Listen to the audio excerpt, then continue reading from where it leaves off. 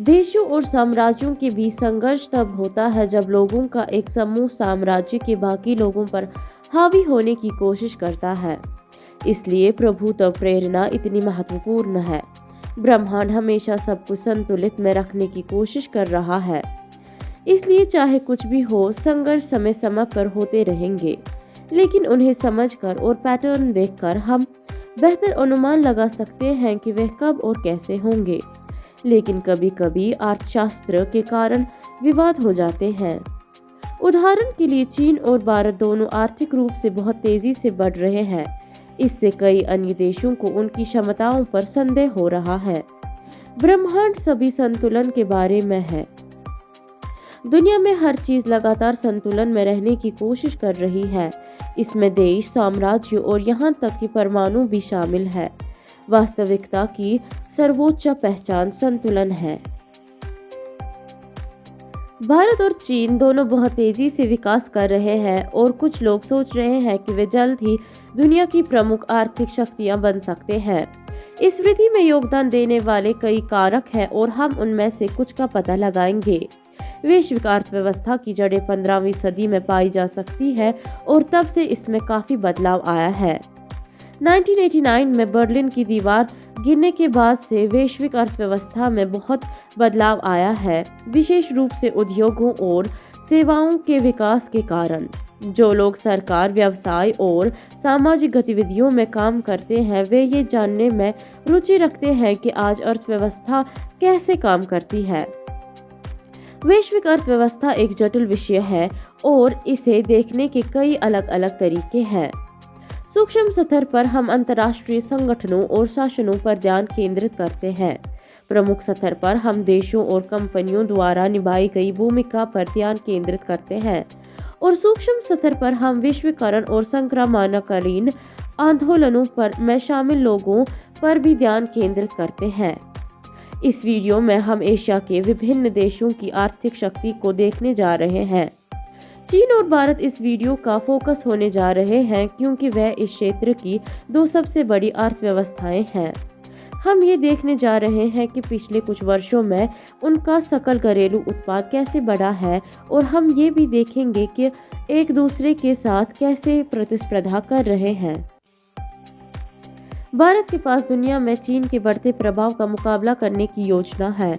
भारत और चीन इस बात को लेकर लड़ते रहे हैं कि दुनिया के विभिन्न हिस्सों पर किसका नियंत्रण होगा, लेकिन पिछले 10 वर्षों में दुनिया के अन्य हिस्सों में अपना आर्थिक प्रयोजनों के कारण चीन और अधिक शक्तिशाली हो गया है।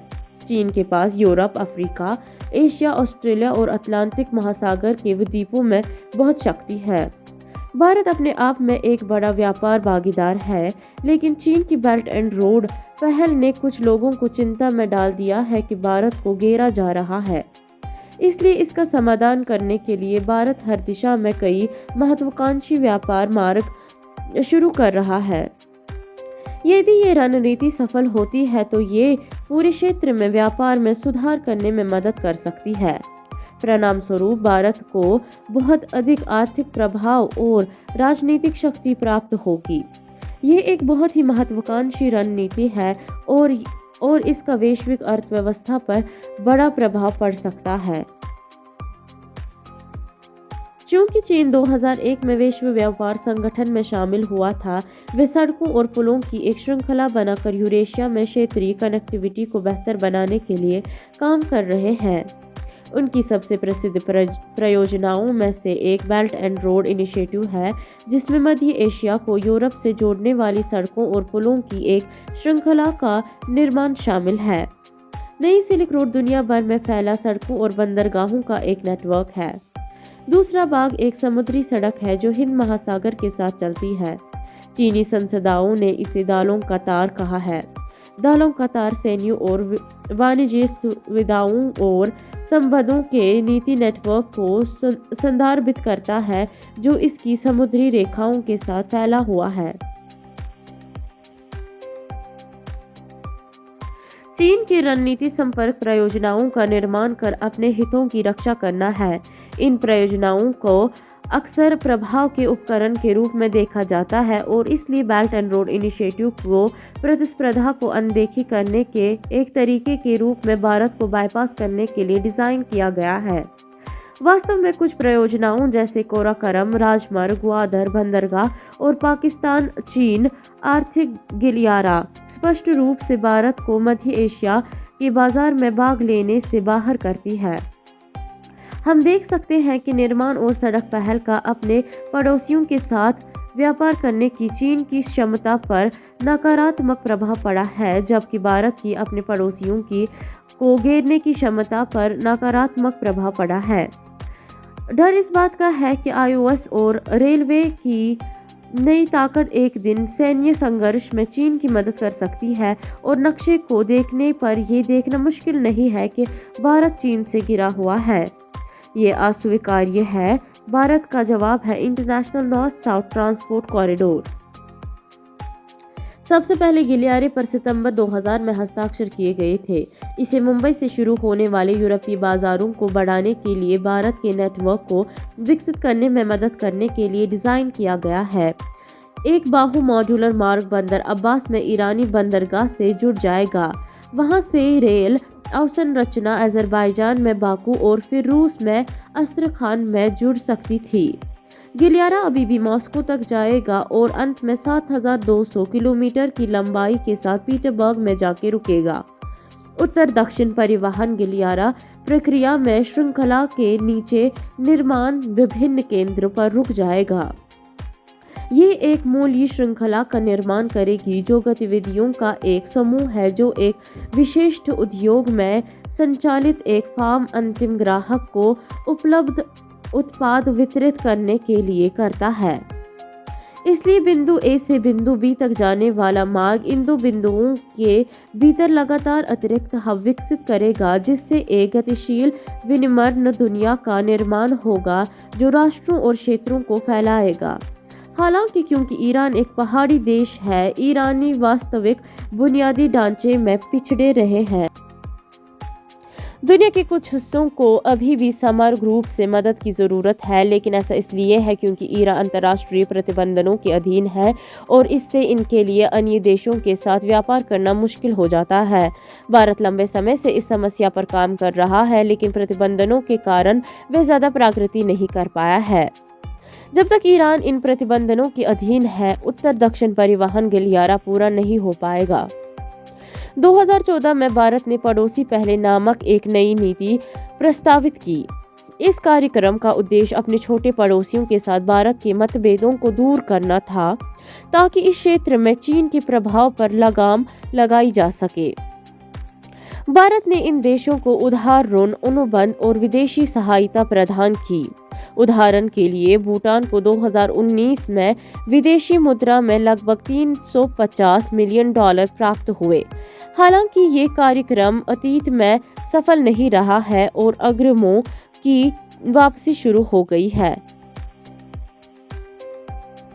मालदीव, श्रीलंका, नेपाल और बांग्लादेश सभी हाल के वर्षों में चीन के करीब बढ़े हैं। हालांकि इस पड़ोस नीति में अफगानिस्तान ही एकमात्र वास्तविक सफलता की कहानी थी, लेकिन जैसे ही तालिबान ने सत्ता गंवानी शुरू की, सब कुछ बिखर गया। भारत ने तब 2017 में एक नई रणनीति अपनाने का फैसला किया और एशिया अफ्रीका ग्रोथ कॉरिडोर बनाने के लिए जापान के साथ मिलकर काम किया। ये परियोजना इन देशों को अपनी अर्थव्यवस्थाओं को विकसित करने में मदद करने के लिए डिजाइन की गई थी। एशिया अफ्रीका ग्रोथ कॉरिडोर का उद्देश्य नई शिपिंग लेन के माध्यम से भारत को अफ्रीका से जोड़ना था। व्यापार और डायस्पोरा के माध्यम से भारत के दक्षिण पूर्व अफ्रीका के साथ मजबूत संबंध है और मोदी ने अपने राजनीतिक जीवन के दौरान लगभग हर अफ्रीकी देश का दौरा किया है, इसलिए इस कॉरिडोर को बनाना उचित समझा।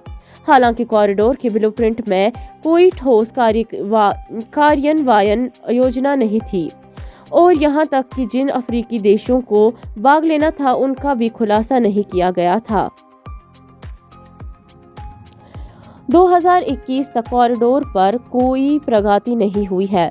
कुछ लोगों को लगता है कि ऐसा इसलिए है क्योंकि ये परियोजना केवल भारत और जापान के बीच संबंधों को राजनीतिक रूप से सुधारने के लिए थी। व्यापार की दृष्टि से कॉरिडोर सफल नहीं हो सकता है क्योंकि दोनों देशों के लोग इसमें रुचि नहीं ले रहे हैं। ऐसा लगता है कि चीज़ों को फिर से आगे बढ़ाने का प्रयास में भारत विभिन्न परिवहन परियोजनाओं की कोशिश कर रहा है, लेकिन अभी तक वे सफल नहीं हुए हैं। उत्तर दक्षिण परिवहन गलियारा जम गया है और एशिया अफ्रीका विकास गलियारा बहुत सफल नहीं रहा है। भारत अब एक नए प्रकार की व्यवसाय संपत्ति का लक्ष्य बना रहा है जो यूरोप में स्थित है। ये परियोजना मध्य पूर्व में मौजूदा रोड एंड रेल इंफ्रास्ट्रक्चर का उपयोग करके भारत के यूरोपीय बाजारों से जोड़ने के लिए डिजाइन की गई है। सिंगापुर विश्वविद्यालय में दक्षिण एशियाई अध्ययन संस्थान द्वारा प्रकाशित एक नई नीति रिपोर्ट बताती है कि भारत एक नया यूरेशियन कनेक्टिविटी नेटवर्क बनाने की योजना बना रहा है। ये योजना कुछ साल पहले अकल्पनीय थी, लेकिन अब ऐसा लगता है कि ये एक वास्तविकता हो सकती है। अपने अरब पड़ोसियों के साथ इजराइल के हालिया सामान्यीकरण के कारण विभिन्न देशों के बीच व्यापार संबंधों में तेजी से वृद्धि हो रही है। उदाहरण के लिए संयुक्त अरब अमीरात और सऊदी अरब में बंदरगाहों और जॉर्डन और इजराइल में बंदरगाहों के बीच रेल कनेक्शन स्थापित किया जा रहा है।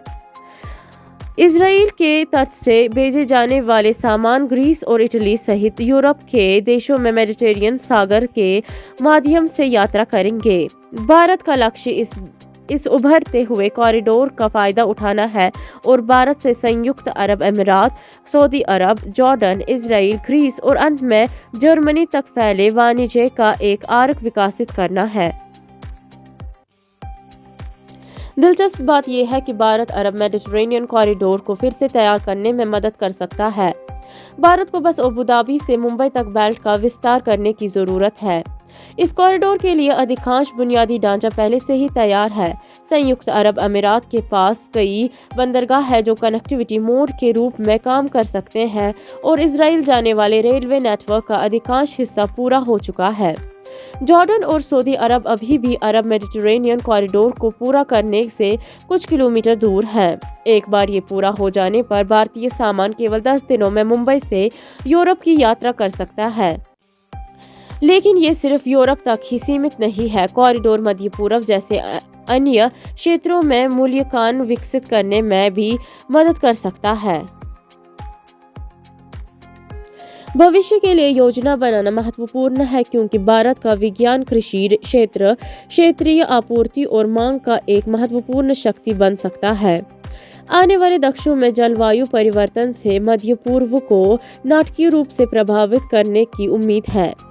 ये क्षेत्र वैश्विक औसत से अधिक तेजी से गर्म हो रहा है और 2050 तक गर्मी की लहरों और मरुस्थलीकरण की लंबी अवधि होगी। जैसे जैसे भोजन और पानी अधिक दुर्लभ होते जाएंगे, लोग उन्हें और अधिक संजोना शुरू कर देंगे।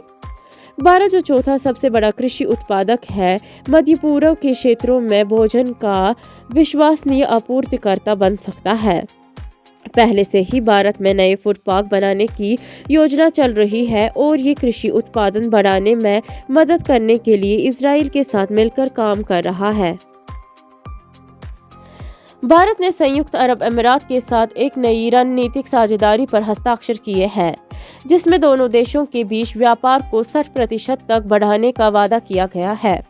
साझेदारी में $75 अरब तक के नए बुनियादी ढांचे के निवेश की योजना भी शामिल है। कुछ रिपोर्टों से पता चलता है कि अमीरात स्थित कंपनियां पहले से ही हिंद महासागर के किनारे नए बंदरगाहों का निर्माण कर रही है।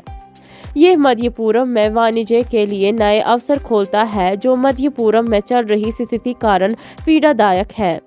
अरब मेडिटेरेनियन कॉरिडोर एक महान विचार की तरह लगता है, लेकिन एक बड़ी समस्या है। इसमें सऊदी अरब और इजराइल के साथ मिलकर काम करना शामिल होगा, जो ईरान और भारत के साथ संबंधों को जटिल बना देगा। ये कबूतरों के बीच बिल्ली को डालने की कोशिश करने जैसा होगा। कॉस्को शिपिंग पेरिस की ग्रीक बंदरगाह का मालिक है। इसलिए यदि भारत पेरिस के माध्यम से यूरोप के लिए विकल्प मार्ग बनाकर चीन का मुकाबला करने की योजना बना रहा है तो ये एक बुरा विचार है। भारत को या तो पूर्व मेडिटेरेनियन सागर में कहीं अपना खुद का बंदरगाह बनाना होगा या मौजूदा बंदरगाह प्राप्त करना होगा। विकल्प रूप से भारत अपने निर्यात मार्गों में विविधता लाना चाह सकता है। भले ही भारत को दुनिया के अन्य हिस्सों से जोड़ने में कुछ समस्याएं हैं, फिर भी ऐसा करने की कोशिश करना एक समझदारी भरा विचार है।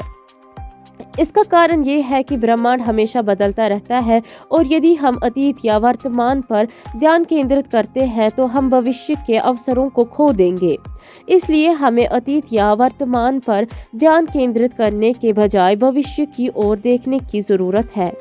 तो आज की वीडियो में इतना ही। आप अपना ख्याल रखें और यदि आपको हमारी वीडियो पसंद आई तो लाइक और सब्सक्राइब कीजिए।